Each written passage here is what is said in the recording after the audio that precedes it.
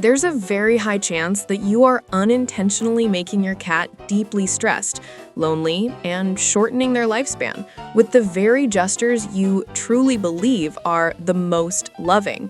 From the way you say goodbye every morning, to filling their bowl so they won't be hungry, to hugging them really tight every time you come home. All of that may be getting recorded in your cat's brain as a series of tiny traumas, repeated day after day. If you really want to know whether you belong to the group of cat guardians who love a lot but are still causing harm, don't click away. Stay with me until the end of this video. We're going to peel back 15 love-in-disguise mistakes that almost every cat guardian has made at some point, and how to fix them with changes small enough that you can start tomorrow, especially the final behavior which you have almost certainly praised as so cute, while for your cat, it may actually be their quietest cry for help. Drop a like, hit subscribe, and turn on the notification bell. Then share this video with anyone who is living with a cat. Because the more people understand, the fewer cats have to suffer in silence.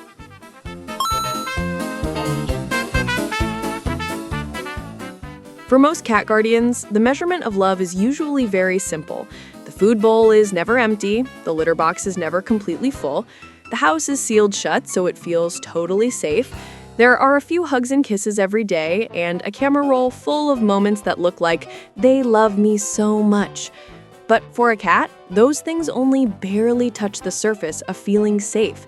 What really decides whether they truly feel at ease living beside you lies in tiny details almost no one has ever taught you. Whether you leave the house in the morning calm or panicking, whether your comings and goings follow a steady rhythm or always feel like a sudden storm. Whether the home they live in is a three-dimensional playground with light, vantage points, climbing spots, and dens, or just a flat, dark, noisy, boring space. Whether each hug and each stroke is something both sides agree to, or just one person's way of releasing their own emotions. And every time they do something wrong, whether you address the root cause or just dump all your frustration onto the most confused body in the house. Each individual action may look harmless, but when they stack up day after day, they can turn a safe home on paper into a place that's unpredictable, loud, understimulating, and full of moments where the cat has to endure without any way to escape. On a biological level, a cat's brain doesn't understand concepts like, I'm busy, I'm stressed, or I'm in a bad mood today. It only distinguishes three very simple but absolute things. Is this place safe or not? Is the daily rhythm predictable or not? And does the cat have any control, or is everything forced on them? On a behavior level, the things we label as moody, picky, that's just how they are. Scratching, biting hands, peeing outside the box, crying nonstop, or the opposite, sleeping too much, not playing, avoiding contact, very often are not bad traits, but the language of a nervous system trying to adapt to chronic stress. On a deeper level, that stress doesn't just ruin their personality. It wears down the immune system, digestion, kidneys, and heart, which means it chips away at both lifespan and quality of life. Most cats are not born to be difficult with us. They're just living in a world designed for humans first and for cats second. And if we're willing to shift our perspective even a little, those small mistakes can completely turn into turning points that make the life of an indoor cat much lighter and easier.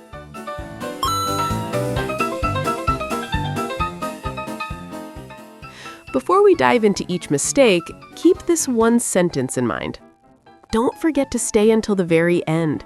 The later sections are even more interesting, and the last mistake will almost certainly make you both surprised and a little heartbroken, because almost everyone has done it at some point. Mistake 1. Over-dramatic coming and going. You cry, your cat pays the price. In the morning, Luna is curled up on the sofa. You're rushing to get out the door, and almost by reflex you pick her up, squeeze her tight, bury your face in her fur, and whisper in a voice that's almost breaking, "Poor baby, you'll be all alone at home. I'll miss you so much." In the evening, the moment the door cracks open, you shout Luna's name, rush in, grab her, spin her around, kiss her all over like two people reuniting after a disaster. To you, that's affection. To a small brain that lives off a sense of safety and stable rhythm like Luna's, those are two emotional shocks repeated every single day. Biologically, a cat's brain doesn't understand going to work, overtime, or traffic jam. It only reads whether your voice is high or low, your body tense or relaxed, the smell of stress hormones on your skin strong or faint.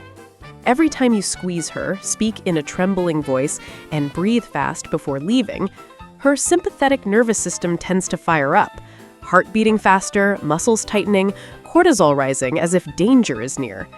When you come back in that same explosive state, her brain slowly pieces together a simple formula. Human about to leave equals something bad. Human just returned equals a new storm. Something that should be a neutral daily rhythm, you leaving and coming home, gets turned into 2 spikes of nervous tension every day. A perfect foundation for separation anxiety, crying, destruction, or the opposite, shutting down and hiding. The fix is not to love less, but to be less dramatic.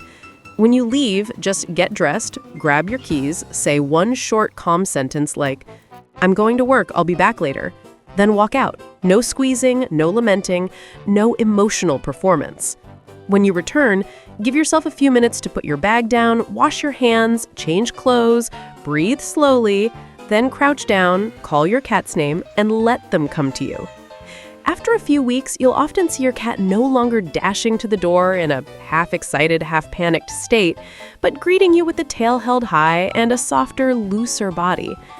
On the other hand, if every time you prepare to leave your cat, cries, scratches the door, vomits, has diarrhea, stops eating, or hides for a long time before daring to come out, that isn't just they're just very attached anymore, but a sign you should talk to your veterinarian and, if needed, ask for help from a behavior professional. Mistake 2: chaotic mornings and an unstable daily schedule. Milo lies waiting by the bedroom door at the exact time you normally come out, pour water, and feed him. But today, the alarm goes off and gets turned off, and the house stays strangely quiet. When the door finally flies open, Milo doesn't see a familiar morning. He sees you bursting out like the house is on fire, rummaging around, breathing hard, getting dressed while texting, dumping some food into the bowl, and slamming the door on your way out. The next day, you get up early and leisurely make coffee, pet him for a few minutes. The day after that, you leave the house at dawn. To you, it's just busy versus free alternating. But to a brain that survives on repetition like a cat's, it's a world that's impossible to predict, with nothing solid enough to relax into. Biologically, most cats don't tell time by the clock, but by a chain of events. The light changing, footsteps, the sound of bowls, doors opening and closing. From that, their brain builds a framework. This block is for eating, that block is for playing, another is when the house is quiet. When meal times, your coming and goings, and your morning mood swing between calm and chaotic, that framework collapses. The sympathetic nervous system has to stay on guard more often. Cortisol doesn't drop easily, sleep becomes lighter, digestion more fragile. A cat living in this pattern often either becomes restless, demanding food and attention randomly, or the opposite, sleeps a lot but never looks truly relaxed. You don't have to restructure your entire life for a cat, but you can give them a few anchors. Try to keep breakfast and dinner at roughly consistent times, and no matter how busy you are, carve out a few unhurried minutes in the morning. Feed them, stroke down their back a few times, say a simple cue before kicking up your keys.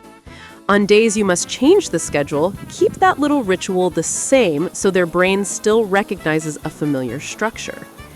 If you notice Milo waiting at the door so intensely he forgets to eat, crying whenever you change your work hours, or on the flip side, losing weight, vomiting, having diarrhea every time your schedule flips, that's no longer he's just picky, but a sign his biological clock and mental state are being stretched too far. That's when you should talk to your veterinarian instead of blaming personality. Mistake 3: boring environment and no safe den. Oscar lives in an apartment that looks extremely beautiful to human eyes. Empty floors, sleek surfaces, minimalist furniture, toys neatly tucked away in a basket. You step out the door, feel calm seeing everything tidy. Oscar, after the click of the lock, is left with a flat, open space. No shelves to climb, no attractive scratching posts, no toys scattered around, and no truly private corner that belongs only to him. From an evolutionary perspective, a cat's brain is wired to be both a small predator, stalking, pouncing, exploring, and a potential prey animal that always needs a safe retreat. When there's no height to survey from, no job to do, and no hideaway where they know they won't be pulled out and bothered, many cats become stressed. Either they invent work by scratching furniture, knocking over pots, and destroying things out of sheer frustration, or they slowly shut down, sleep excessively, over-groom until bald patches appear, and eat more from boredom than from hunger. That's usually not their destructive nature or they're just lazy, but a brain starved of appropriate stimulation. Tonight, you don't have to turn your home into a cat amusement park overnight.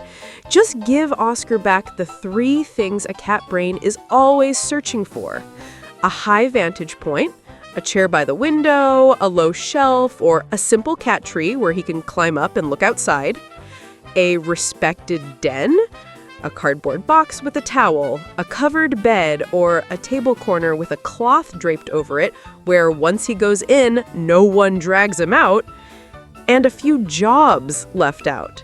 A sturdy scratching post placed where he normally passes, and 2 to 3 toys not hidden away in a cupboard.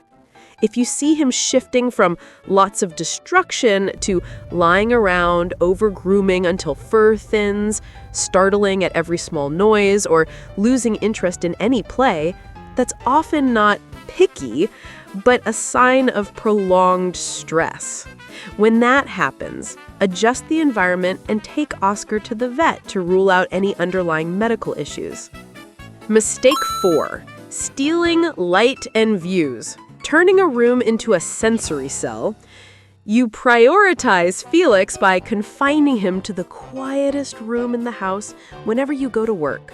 Door closed, curtains fully drawn, light reduced to a dim, unchanging glow, no shadows of swaying trees, no birds flying by, no people moving in the distance for him to watch. You think you're giving him a peaceful place to sleep, but for the brain of a predator that lives by watching, this is more like a sensory prison than a resting room. For most cats, natural light and outside movement are signals the brain uses to regulate circadian rhythm and mood. When those are completely cut off, melatonin, serotonin, and cortisol can easily drift out of sync. Lethargic by day, awake at night meowing, destroying things, clinging to you, or the opposite, sinking into a dull, depression-like state. No play, no curiosity, just dozing and grooming to pass the time. If you stand in that room for a few minutes with the door shut and curtains closed, you'll understand why Felix isn't sleeping soundly the way you imagine. The fix is small. Whenever possible, let your cat stay in a room with a window. Open the curtains partially instead of sealing them. Place a chair, shelf, or cat tree near the window so he can climb up and watch the world. If you must limit his space, avoid using windowless rooms like bathrooms, storage rooms, or dark utility spaces just because it's convenient to lock him there. Simply giving him back some natural light and a view of the outside world is often enough to deepen his sleep, reduce random startle reactions, and calm down boredom-based grooming, crying, and mischief. Conversely, if you notice Felix is sleeping a lot but bolting awake at the slightest sound, constantly crying to get out of the room, over-grooming until fur falls out, or showing weight loss, vomiting, diarrhea, and sudden personality change, that's no longer just bad mood. That's the time to take him to the vet and, alongside treatment, rethink how you might be turning off all the lights in his world. Mistake 5. Chaotic noise, background sound that tortures a cat's nervous system. You're afraid Travis will be lonely, so every morning before leaving for work, you turn on the TV, radio, or some random YouTube playlist, and only then close the door. When you leave, it's a light talk show. A few hours later, it's turned into a rapid-fire news broadcast, screaming commercials, action movies with gunshots, yelling, and sirens. These are all things that you never have to sit through in full. But your cat, whose ears are many times more sensitive than yours, has to endure inside a room with no off button. Biologically, sudden, sharp, and constantly changing sounds activate the sympathetic nervous system, pushing cortisol up as if facing real danger. Most cats can't analyze, "This is just the TV." They only know this soundscape is so unpredictable that they can't relax.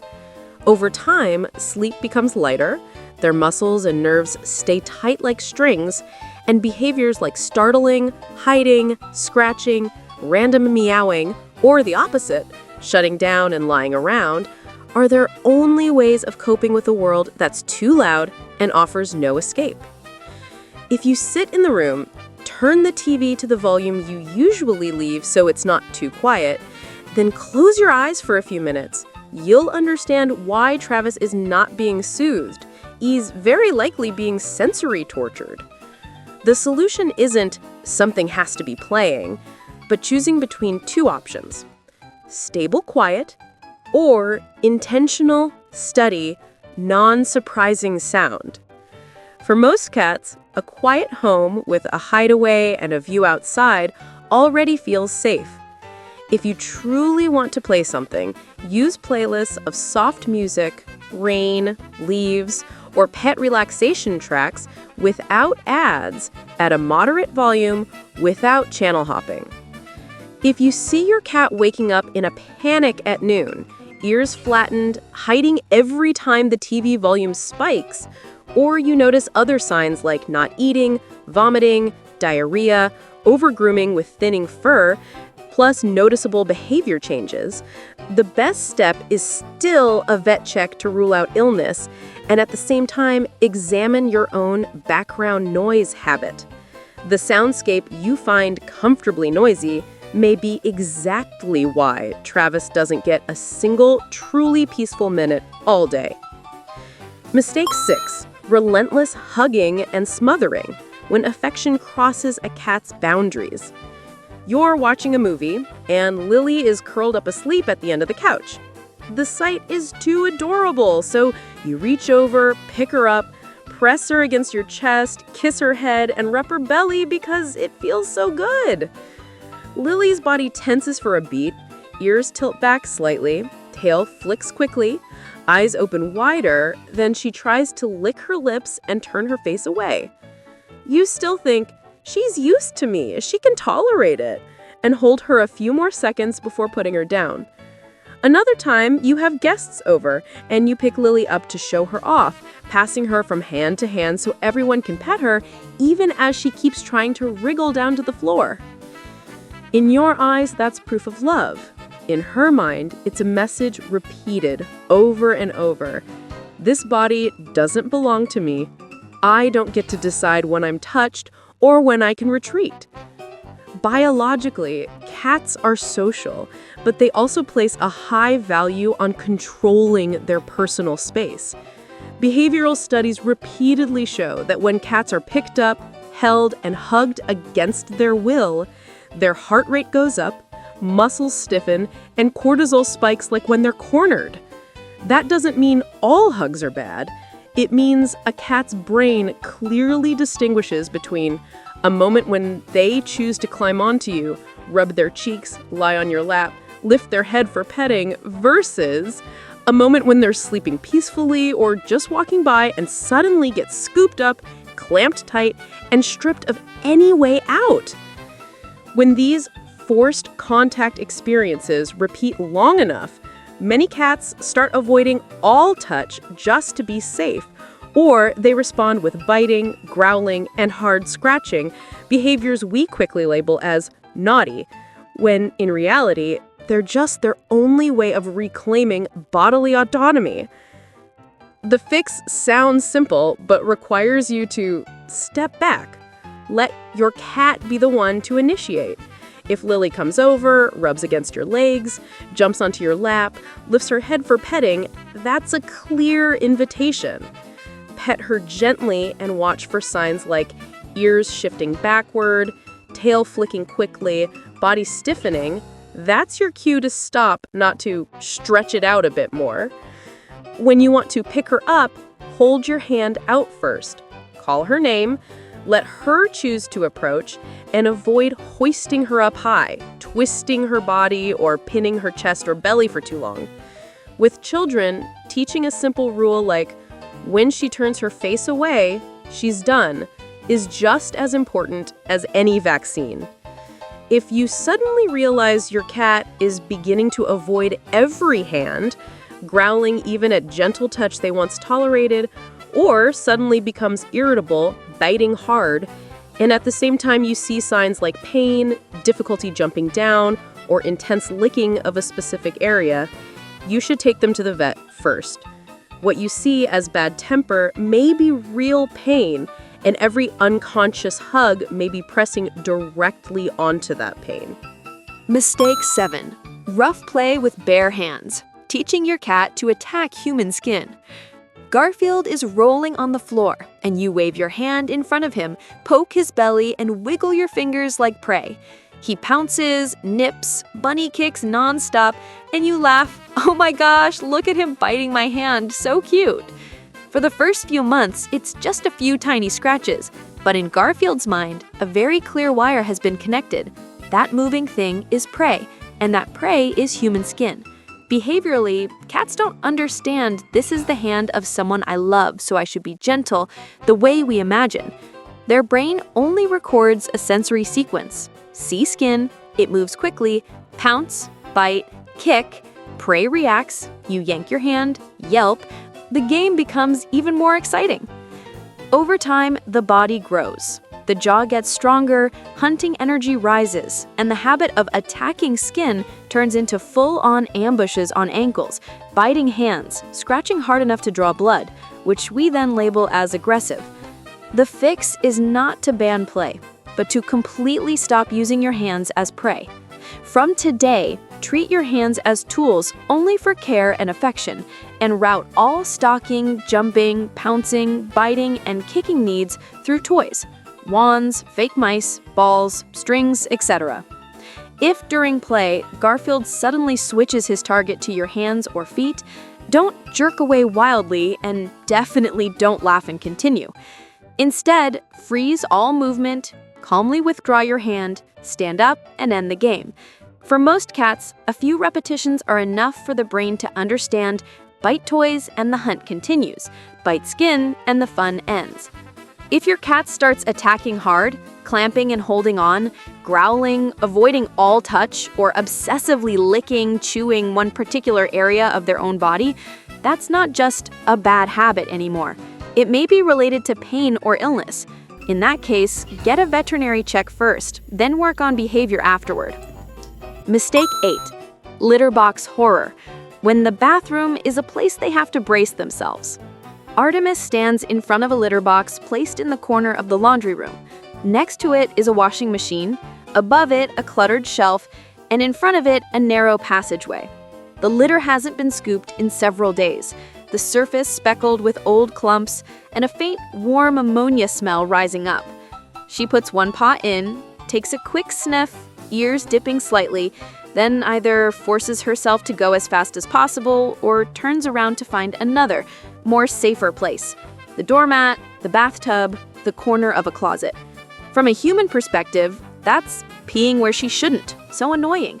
In her head, she's just trying to do a basic bodily function in the least scary spot she can find.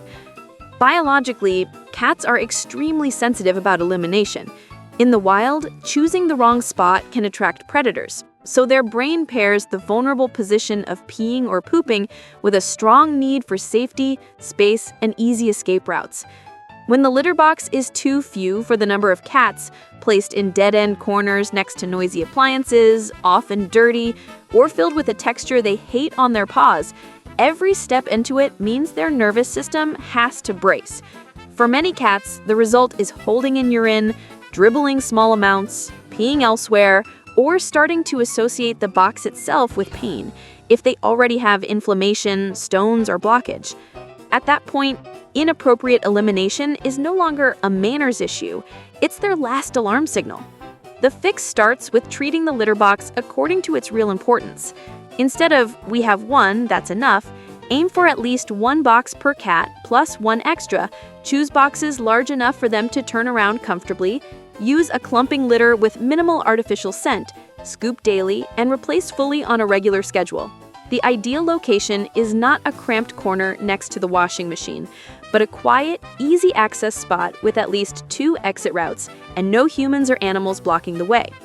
If Artemis suddenly changes her bathroom habits, starts peeing outside the box, going in and out many times but only passing a few drops, crying in the box, excessively licking her genital area, or you see blood in the litter, this is no longer too lazy to use the box. It's an emergency. She needs to see a vet right away to check her urinary tract. For cats, a bad litter box is sometimes only the visible tip of a much deeper, painful problem. Mistake 9. Token water. A symbolic bowl and a chronically dehydrated cat. All day, Sophie walks past a deep water bowl set right beside her kibble dish in the kitchen corner. The bowl was filled in the morning. By late afternoon, it's still standing there, slightly cloudy with dust and a few floating hairs. You glance at it and think, there's water. If she's thirsty, she'll drink. But she just sniffs and walks away, choosing to sleep, groom, or nibble kibble out of boredom instead. For many cats, this isn't a fancy preference for drinking less. It's the result of evolution. Their ancestors lived in semi-desert environments, used to getting most of their moisture from fresh prey, so the sensation of thirst is naturally muted. Add a deep, narrow bowl placed right next to food, a faint smell of chlorine or metal, and whiskers scraping the sides every time they bend down, and her brain slots that bowl firmly into unappealing. The result? Most of the time, Sophie's body is in a state of mild chronic dehydration. Thicker blood, more concentrated urine, kidneys and urinary tract working harder.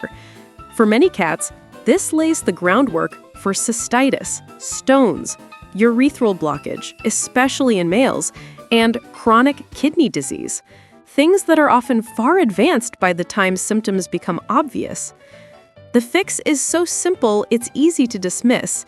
Instead of a token water bowl, turn drinking into a genuinely pleasant experience. Use shallow, wide bowls so whiskers don't hit the sides. Place multiple water stations in spots she frequently passes, away from food.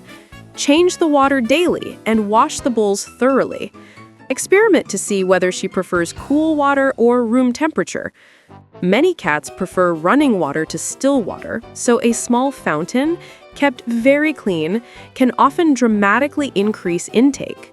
Increasing the proportion of wet food, if appropriate for her health and under your vet's guidance, is also an effective way to hide water in her meals. If you notice your cat peeing far less than usual, standing in the box for a long time but only producing a few drops, peeing outside the box, licking the genital area a lot, having very dark or reddish urine, and seeming tired and off food, that's no longer about being lazy to drink. It's an emergency, especially for male cats, as a urethral blockage can be life-threatening in just 1 to 2 days.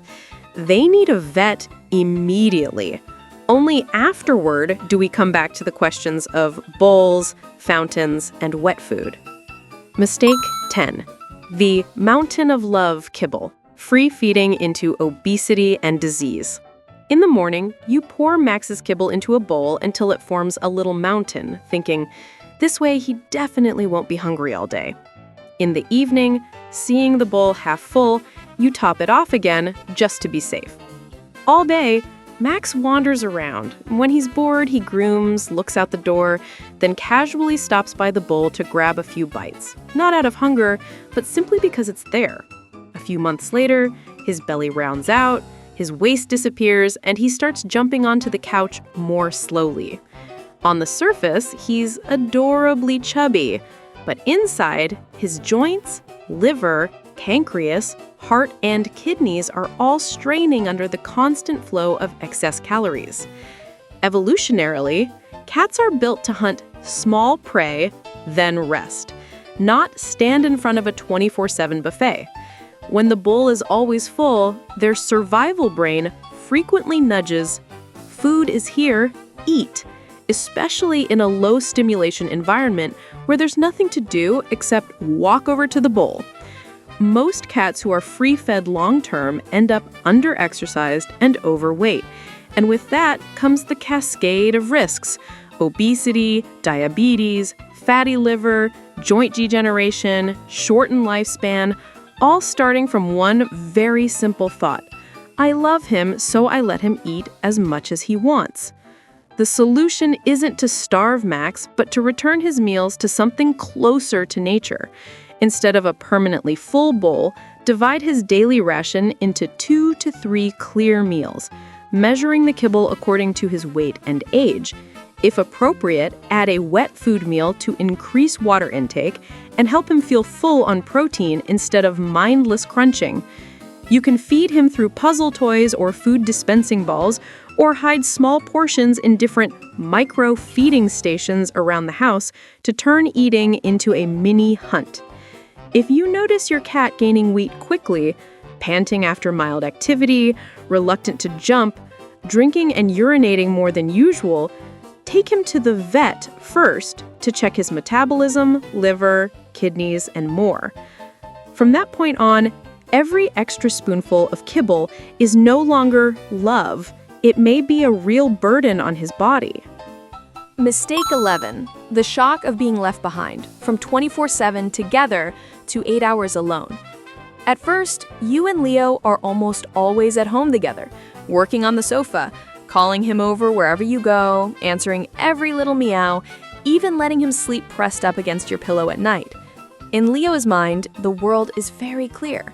Me and this person always come as a package. Then suddenly, your work schedule changes, and you start disappearing for 8 to 10 hours a day. That morning, you just rush to get dressed, close the door with a clack, and leave. On the other side, Leo runs after you, cries until his voice is hoarse, paces back and forth by the door, then sinks down, unable to understand why his familiar order has just been wiped out. Neurologically, cats, especially kittens or cats intensely bonded to their person, usually need to be trained to be alone gradually, so their brains can adjust. When you jump straight from always together to gone all day with no warning, their nervous system easily flips into alarm mode. Fast heartbeat, high cortisol, frantic searching. If those calls for you go completely unanswered day after day, many cats switch into silence. On the surface, they look better behaved, they've gotten used to it, but in reality, they've simply learned that meowing doesn't work. That's the foundation of separation anxiety. From crying, scratching doors, breaking things, to over-grooming bald patches, vomiting, and diarrhea every time you're about to leave. A safer approach is to give Leo's brain some training time. Step out for a few minutes and come back as if nothing special happened.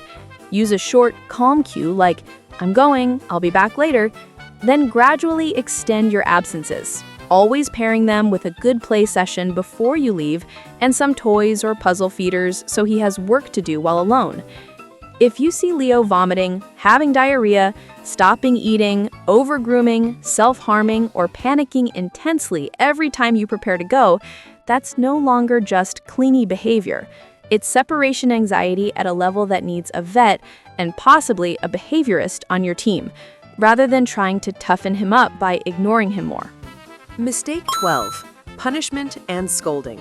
You think you're teaching, but you're only teaching them to fear you. You come home and see soil scattered from a plant pot, or shredded toilet paper everywhere. Your first instinct is to shout Bear's name, drag him over, point at the scene of the crime, then yell or spray him with water so he learns his lesson. In your mind, this is clear. Do something wrong, get punished. But in Bear's mind, it plays out very differently. The bad action happened several minutes ago, and your anger erupts later with a harsh voice, tense body scent, and loud noises. His brain can't easily link those two events together.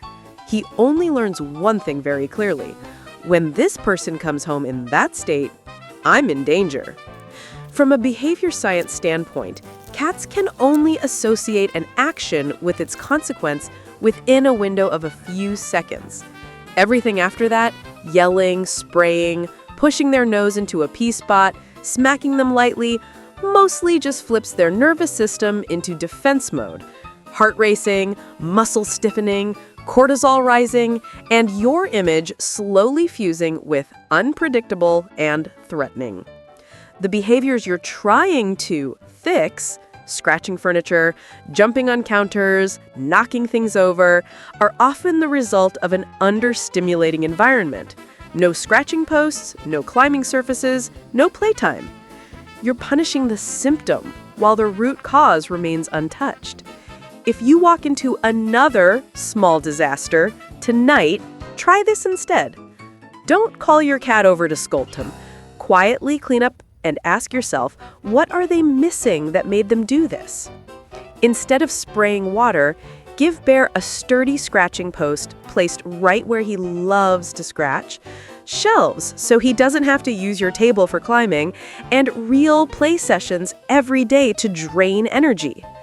When you catch him about to scratch the couch, a brief verbal interruption and redirecting him to the scratching post, followed by praise when he uses it, is far more effective in the long term than any yelling. If you notice your cat becoming fearful every time you come home, hiding at the sound of your footsteps, growling when touched, along with other signs like difficulty jumping, obsessively licking one area, or a heavy personality shift, take them to the vet first.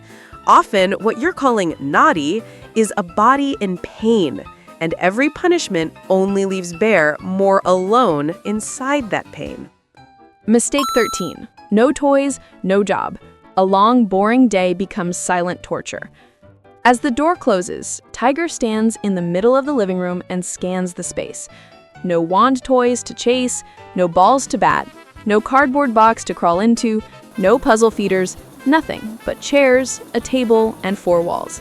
You assume he sleeps all day and rests, but for a brain wired to stalk, hunt, chase, and explore, 8 hours with nothing to do is not rest. It's being locked inside boredom so deep the nervous system has to invent coping strategies. Scratching furniture to feel something, knocking over the trash, chasing shadows, stress snacking, or, on the flip side, withdrawing from the world, lying still, and grooming until bald patches appear. For most cats, extended mental understimulation quietly raises cortisol, lightens sleep, and worsens mood. Over time, it shows up as weight gain, destruction, or a kind of depression that's hard to label. The fix is not to buy the entire pet store, but to give Tiger a few real tasks. Instead of putting every toy away to keep things neat, leave 3 to 4 out of your sight but within his reach, and rotate them a few times a week so they stay novel. Get him to hunt fake prey at least once a day with a wand toy, laser pointer, or moving toy, especially before you go to work, so his hunting drive is discharged appropriately. When you're gone, leave puzzle feeders, food dispensing balls, and a few treats hidden in places he likes to pass, so his brain actually has things to do. If your cat is increasingly destructive, meows with no obvious reason, eats far too much or far too little, grooms themselves bald, or on the other hand, just lies there ignoring every toy, that's not simply lazy or bad. It's very likely a sign of stress from understimulation.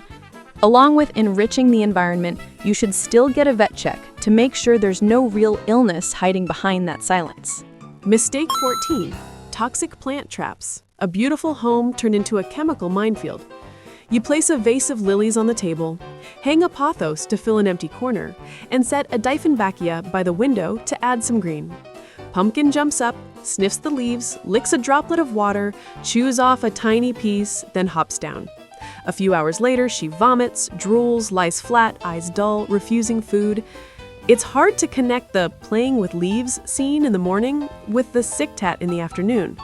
But with a body that only weighs a few kilos, a small bit of leaf or sap from everyday plants like lilies, philodendrons, pothos, Dieffenbachia can be enough to cause oral burns, digestive upset, kidney damage, or even threaten her life. Curious, confined indoors, and with not much else to explore, Pumpkin is almost forced to interact with everything you bring into the house, while having no idea which ones are toxins hiding as decor. The safest approach isn't luck. It's accepting one simple rule. Any plant that enters your cat's living space must be checked first for toxicity. And if it's poisonous, it either leaves the house or goes into an area your cat can never access. Not just hung high enough she can't reach it. In return, give Pumpkin plants of her own, cat grass, catnip, and a few species confirmed to be safe so she can lick, nibble, and rub her cheeks without gambling with her life. If after playing with plants your cat starts vomiting, drooling, showing a swollen mouth, weakness, stumbling, or peeing very little or not at all, that is not a minor tummy upset. That's a reason to go to the vet immediately, ideally bringing a photo or sample of the plant so the vet knows exactly what she may have ingested. Mistake 15. The myth of independent, self-sufficient cats. Of all these mistakes, this sentence is probably used the most to justify not changing anything. Simba's very independent. He doesn't need as much attention as a dog. You've heard it so often that you believe it without question. You feed Simba, scoop the litter, refill water, occasionally snap a few photos for fun, then leave him to play, sleep, and handle himself.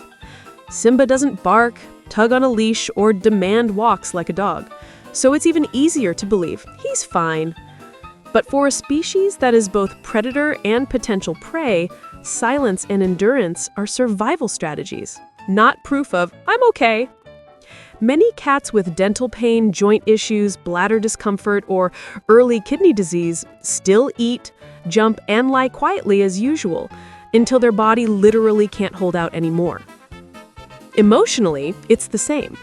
A cat who lacks play, interaction, and mental stimulation rarely runs to you and yells about it. Most simply withdraw, sleeping a lot but not deeply, seeking you out less, playing less, grooming on autopilot just to get through the day. At a glance, that looks like an easy care furball. When you look closely, it might be a mind that shut down some signals because it stopped expecting anything. The truth is, they don't need you glued to them 24/7, but they do need you consistently.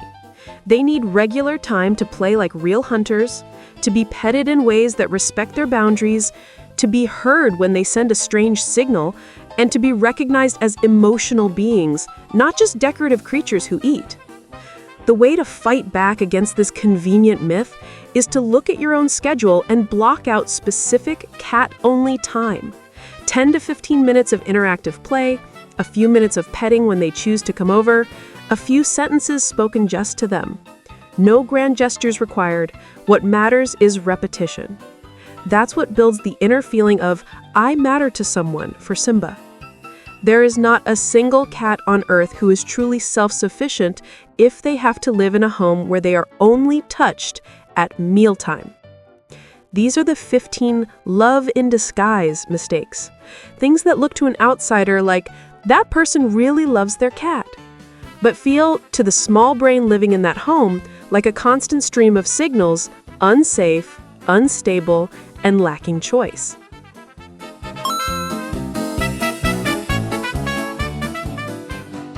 If you put all 15 mistakes together, you'll see they all revolve around 3 things a cat's brain considers essential for survival: a sense of safety, predictability, and control. Every time you dramatize your comings and goings, change your schedule constantly, shut out the light, blast the TV, punish, leave the litter box dirty, or keep the house empty of anything to do, their nervous system logs each of those as a small threat. Every one of those threats activates the sympathetic nervous system, making the heart beat faster, muscles tense up, and cortisol rise to prepare for fight or flight. If it only happens occasionally, the body can handle it. The problem is that many cats have to live in that kind of environment every day for years, so that low-level but constant stress becomes their baseline, along with digestive issues, idiopathic cystitis, urinary tract problems, hair loss, shallow sleep, irritability, or on the flip side, complete shutdown. In the opposite direction, the things that sound very simple are actually natural tranquilizers. A reasonably stable rhythm of eating, playing, resting, calm, low-drama comings and goings, a home with places to climb, scratch, and hide, clean water in multiple spots, a clean, easy-to-access litter box, a few sessions of hunting-style play so their brain gets to stalk, chase, pounce, and take down prey. In those conditions, the cat's brain has more opportunities to release serotonin, dopamine, endorphins, and oxytocin, the chemicals behind feelings of relaxation, bonding, and satisfaction. Cats who are given choice, allowed to say no to a hug, who have safe hiding spots, and who can rely on daily rituals repeating over and over, tend to have fewer stress-related illnesses, do less damage, and ironically become more affectionate and proactive with their humans. What complicates everything is that cats are extremely good at hiding pain and discomfort. In the wild, the one who shows weakness first is the one who gets taken out. That's why he's just lazy, she's just cranky, he suddenly got quiet, she suddenly got mean, are, in a vit's eyes, invitations to ask, is there pain, chronic stress, or something wrong with this cat's environment before we blame it all on personality? Once you understand a few basic nervous system and hormone principles, you'll see that those 15 mistakes are not a life sentence. They're a very clear map. Anywhere you give your cat back a sense of safety, predictability, and choice, cortisol quietly drops, while their lifespan and quality of life quietly rise.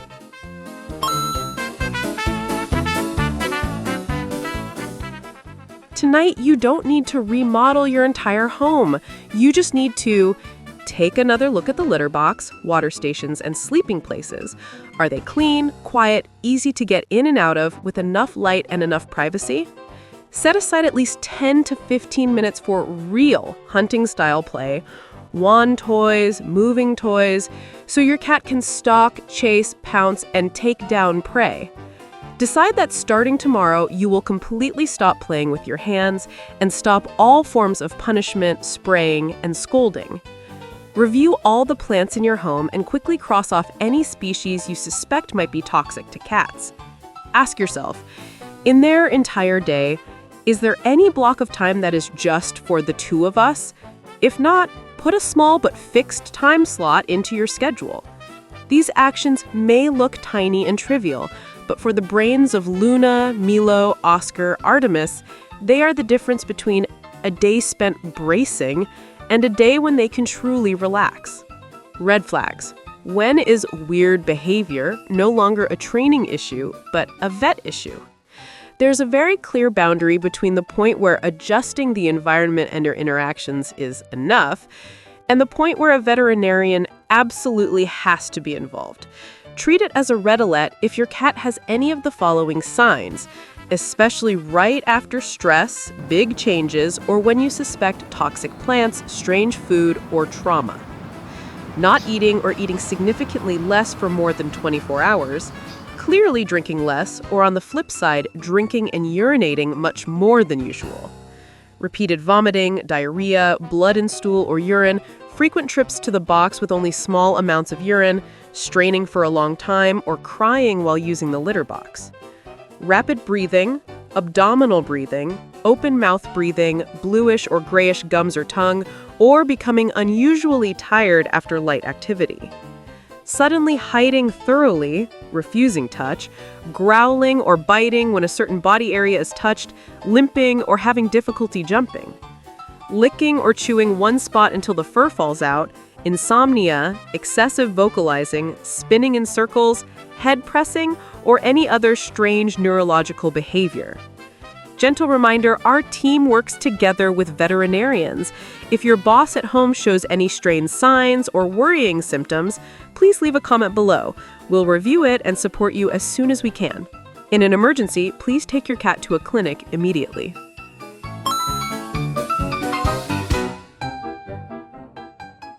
Tonight, when you close your bedroom door, dim the lights, and see Luna or Milo curled up in that familiar corner, try looking at them for a few more seconds. Not as an easy pet, but as a small living being that handed over its entire life to one single decision you made, bringing them home.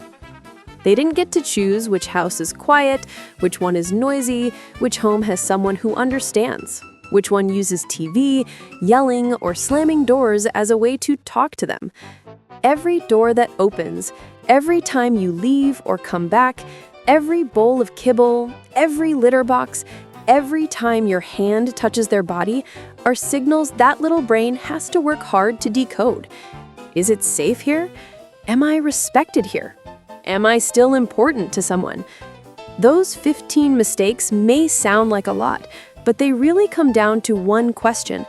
Am I making things easier for myself or for this small body that can't speak human?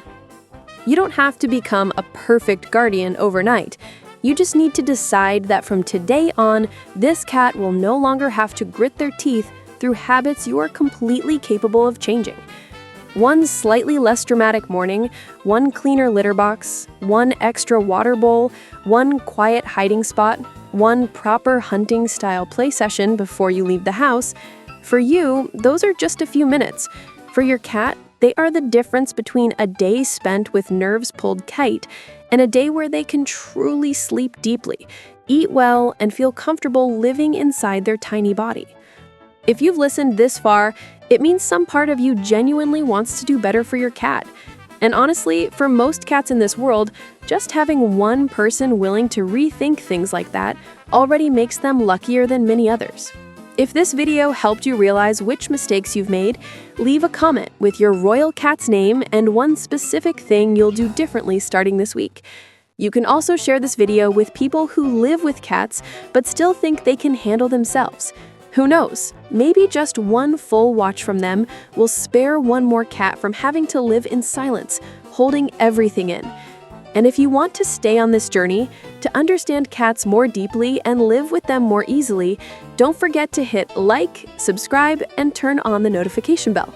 Not for the channel's algorithm, but because every time you stay for one more episode, you're giving your own royal cat one more small chance at a life that is truly safe, predictable, and lovingly cared for in all the ways that matter.